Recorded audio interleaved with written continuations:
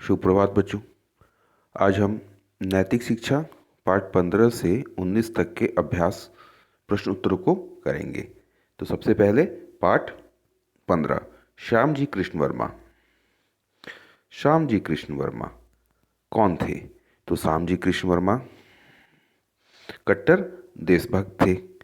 श्याम जी कृष्ण वर्मा का जन्म कब और कहाँ हुआ? श्याम जी कृष्ण वर्मा का जन्म 4 अक्टूबर 1857 को गुजरात के कच्छ जिले के मांडवी ग्राम में हुआ।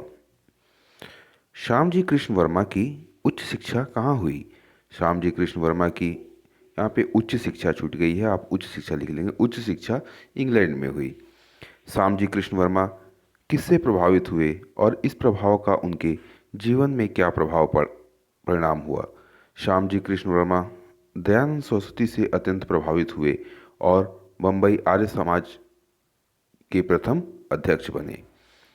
इंग्लैंड में श्याम जी कृष्ण वर्मा ने किस प्रकार की गतिविधियां की? इंग्लैंड में श्याम जी कृष्ण वर्मा के द्वारा कौन सी गतिविधियां की गई? तो श्याम जी कृष्ण वर्मा इंग्लैंड गए और वहां सक्रिय राजनीति में भाग लेने लगे। उन्होंने एक मासिक इंडियन सोशोलॉजिस्ट का प्रकाशन आरंभ किया जो क्रांतिकारी विचारों का माध्यम बन गया। श्याम जी ने पेमेंट पम्पलेट छपवाकर, पुस्तकें लिखकर और भाषण देकर ब्रिटिश शासन का कड़ा विरोध किया। इन राजनीतिक गतिविधियों के कारण उन्हें इंग्लैंड भी छोड़ना पड़ा, के लिए बाध्य कर दिया गया। लास्ट क्वेश्चन है, श्याम जी कृष्ण वर्मा को इंग्लैंड क्यों छोड़ना पड़ा? वे वहाँ से कहाँ गए? श्याम जी कृष्ण वर्मा को राजनीतिक गतिविधियों के कारण इंग्लैंड छोड़ना पड़ा। वे वहाँ से पेरिस गए, फिर स्विट्जरलैंड से में जिनेवा गए। इन जगहों पर वो गए।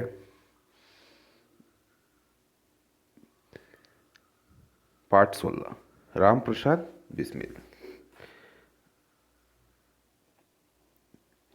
इसमें स्पष्ट दिख रहा होगा आपको।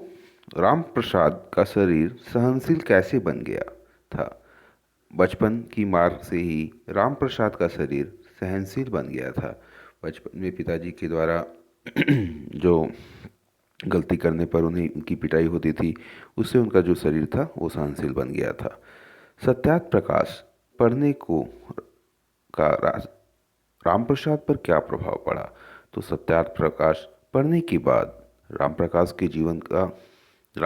के जीवन का एक नया अध्याय शुरू हुआ और उनके जीवन का स्वर्णिम पृष्ठ खुल गया। मैंने उससे उनको अंदरूनी जागृति मिली और उन्हें क्रांतिकारी विचारों की भावनाएं उत्पन्न हुई। वो आर्य समाज के बैठकों में जाना शुरू किया उन्होंने। ठीक है। आर्य कुमार सभा की बैठकें मैदानों में क्यों लगी? उचित स्थान न मिलने के कारण आर्य कुमार सभा की बैठकें मैदानों में चल रही थी। रामप्रसाद को किस अपराध पर फांसी हुई? तो काकोरी षड्यंत्र के अपराध में रामप्रसाद बिस्मिल को फांसी हुई।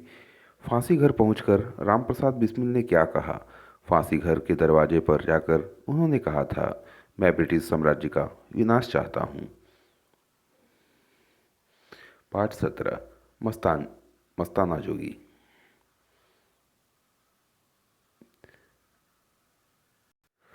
मस्ताना जोगी।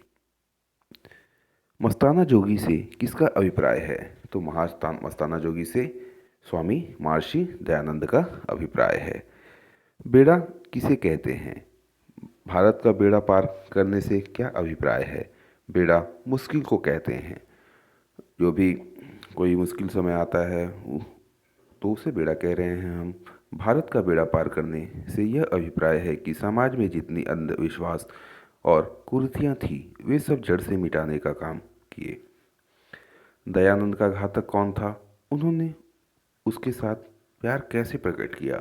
दयानंद का घातक उनके विरोधी थे। जो लोग उनको ईंट पत्थर फेंक कर मार रहे थे वे उन लोगों से प्यार से बात करते थे। इस तरह प्यार प्रकट किया।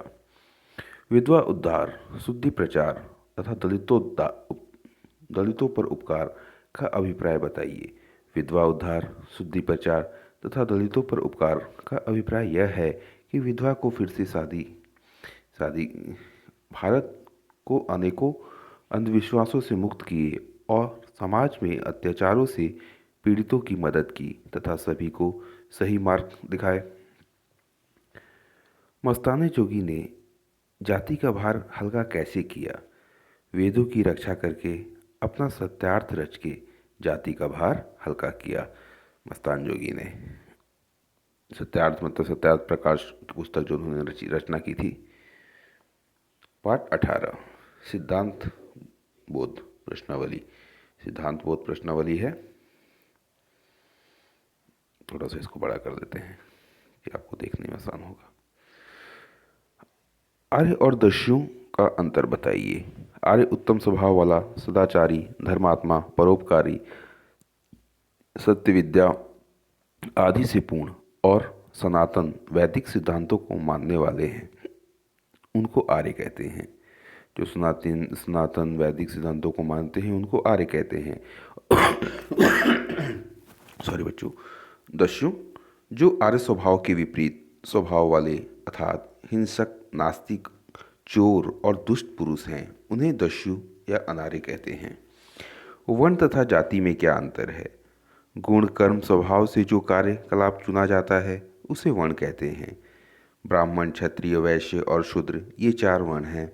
वर्ण रंग से नहीं होता, न ही जन्म से। वर्ण गुण, धर्म, कर्म, स्वभाव से होता है। जाति जन्म के आधार पर निश्चित होती है, जैसे मनुष्य, गधा, घोड़ा आदि। ये हो गया जाति और वर्ण में अंतर। ठीक है। वर्ण कितने हैं उनके नाम लिखिए। वर्ण के नाम इस प्रकार हैं: ब्राह्मण, क्षत्रिय, वैश्य और शूद्र। आश्रम कितने हैं उनके नाम लिखिए। आश्रम 4 हैं: ब्रह्मचर्य आश्रम, गृहस्थ आश्रम, वनप्रस्थ आश्रम और संन्यास आश्रम। सन्यासी और वनप्रस्थी में क्या अंतर है? सन्यासी परिवार की सीमा को छोड़कर केवल मानव रूप में जीवन को समाज को अर्पण कर देता है। यह आश्रम सामान्यतः 75 वर्ष की आयु में ग्रहण किया जाता है। शिखा, चोटी और शूद्र यज्ञोपवीत का परित्याग कर देना होता है, यहाँ तक कि अपने नाम को भी बदल देना होता है। और वनप्रस्थी गृहस्थ से निवृत्त होकर वन में या घर से बाहर कहीं भी आश्रम आदि में रहते हुए स्वाध्याय करना, धार्मिक क्रियाओं का संपादन करना तथा समाज की सेवा करते रहते हैं। त्यागपूर्ण जीवन बिताना इस आश्रम में प्रमुख होता है।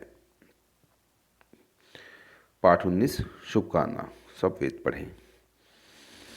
सुविचार किस प्रकार बढ़ सकते हैं? तो सुविचार वेद पढ़ने से बढ़ सकते हैं। ऊपर कब और कैसे चढ़ा जा सकता है? ऊपर नित्य और बल पाकर चढ़ा जा सकता है। कवि सविता देव से क्या वर मांग रहे हैं? कवि सविता देव से वर मांग रहे हैं कि हम आर्य बने और सारे संसार को आर्य बनाएं। सारी वसुधा को परिवार कब कहा जा सकता है?